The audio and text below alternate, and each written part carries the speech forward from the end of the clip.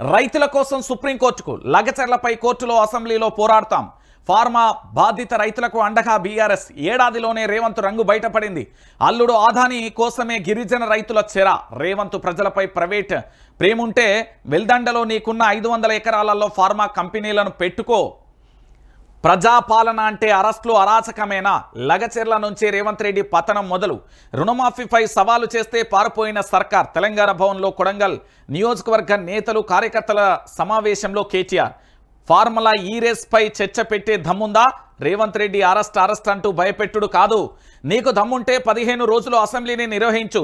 10 రోజులు ప్రజా సమస్యలపై, మిగిలిన 5 రోజులు మీరు ఆరోపిస్తున్న ఫార్ములా ఈ రేస్పై చర్చ పెట్టు అంటూ కేటీఆర్ సవాలు విసిరిండు. అయితే దీని మీద తెలంగాణ రాష్ట్ర వ్యాప్తంగా కూడా చర్చ జరుగుతుంది.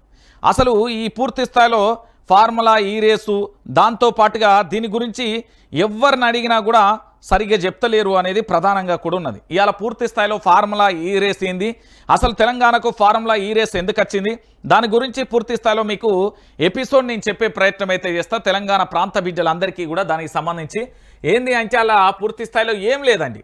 నేను చెప్తున్నా కదా, అది ఒక ఈవెంట్ను ఆర్గనైజేషన్ చేసిళ్ళు. ఇక్కడికి పెట్టుబడుల దృష్టి కానీ, ప్రపంచవ్యాప్తంగా మీడియాను కానీ, భారతదేశ వ్యాప్తంగా అంతా ఫోకస్ తెలంగాణ హైదరాబాద్ మీద పడేదందుకు చేసిరు గంతే. ఇక దాన్ని పట్టుకొని అలా అవినీతి ఉండదు, పాడు ఉండదు. నేను చెప్తున్నా కదా, దాని గురించి ఇలా స్పెషల్ ఎపిసోడ్ ఉంది. ఇక లగచెర్ల రైతుల కోసం అవసరమైతే కోర్టుకు వెళ్తామని బీఆర్ఎస్ వర్కింగ్ ప్రెసిడెంట్ కేటీఆర్ తెలిపారు. రైతులు పట్నం నరేందర్ రెడ్డి అరెస్టు విషయంలో నాంపల్లి కోర్టులో వాదనలు పూర్తయ్యాయని, బుధవారం బెయిల్ వస్తుందని లాయర్లు చెప్తున్నారని పేర్కొన్నారు.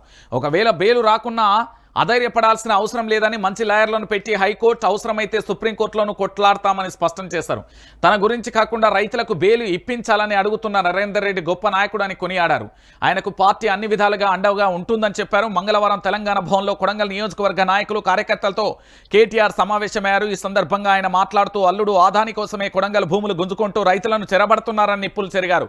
నిజంగా నియోజకవర్గ ప్రజలపై ప్రేమ ఉంటే వెల్దండలో రేవంత్కున్న 500 ఎకరాలలో ఫార్మా పరిశ్రమలు పెట్టాలని డిమాండ్ చేస్తారు. మరి ఆయన 500 ఎకరాలలో పెట్టొచ్చు కదా.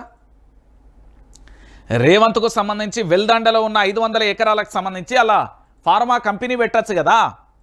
అంటే పేద ప్రజల ఉసురు తీసుకోవాలి, పేద ప్రజల జీవితాలతోని ఆడుకోవాల్సిన పరిస్థితి కనబడుతుంది. అంటే తెలంగాణ ప్రాంత బిడ్డలారా ఆలోచించుర్రి. నిన్న పూర్తి స్థాయిలో కూడా ఇదో రచ్చ కొనసాగింది.